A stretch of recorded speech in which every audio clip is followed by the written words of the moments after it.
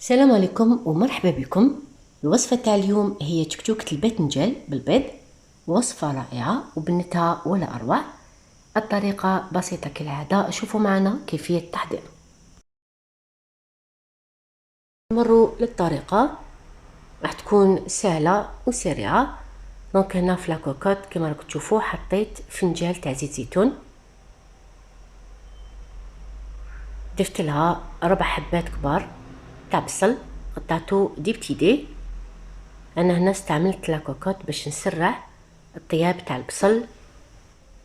هنا زدت 4 حبات تاع فلفل حلو، ممكن ديروا الحار كما ممكن ديروا فلفل الوان احمر ولا اصفر اللي عندكم حطوه. نضيف 5 سنينات من الثوم المهروس، نخلط جيدا. اذا ما كنتوش مزروبين طيبوها في المقله ولا في الطاجين عادي.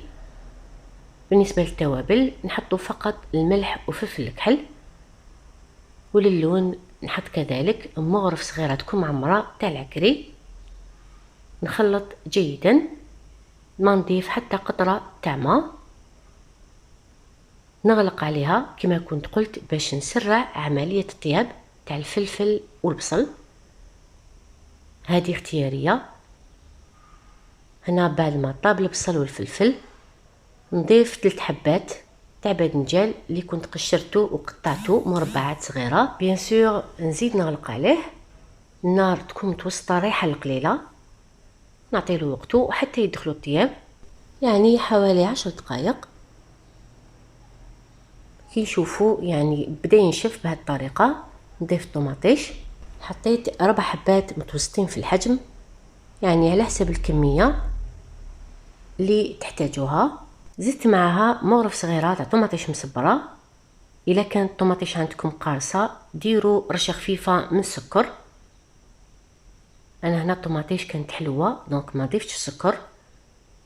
ونغلق عليها ونخليها تطيب براحتها حتى تعسل حوالي 20 دقيقه حتى نص ساعه.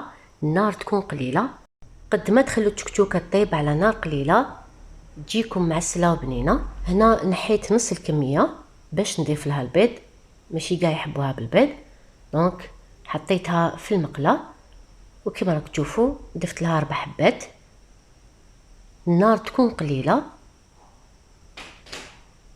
لانه التكتوكه راهي طايبه. الباذنجان راهو دايب، يعني بجا بنين روعه. نخلط شويه صفا البيض باش يعطيني شكل شباب الوجه تاع التكتوكه، ونرشها رشه خفيفه بالملح. نغطيها ونخليها تطيب غير في البخار كما كنت قلت، النار قليله. وهذا هو الشكل النهائي للطبق تاع اليوم، تكتوكة الباذنجان طايب زبده. تقدموه بالصحه والراحه، باذن الله تجربوها واكيد ان شاء الله تعجبكم. وبعد نكون كملت معكم الكيفيه تاع اليوم، وباش يوصلكم كل جديد ان شاء الله ديروا جيم واشتركوا في القناه وفعلوا الجرس. سلام.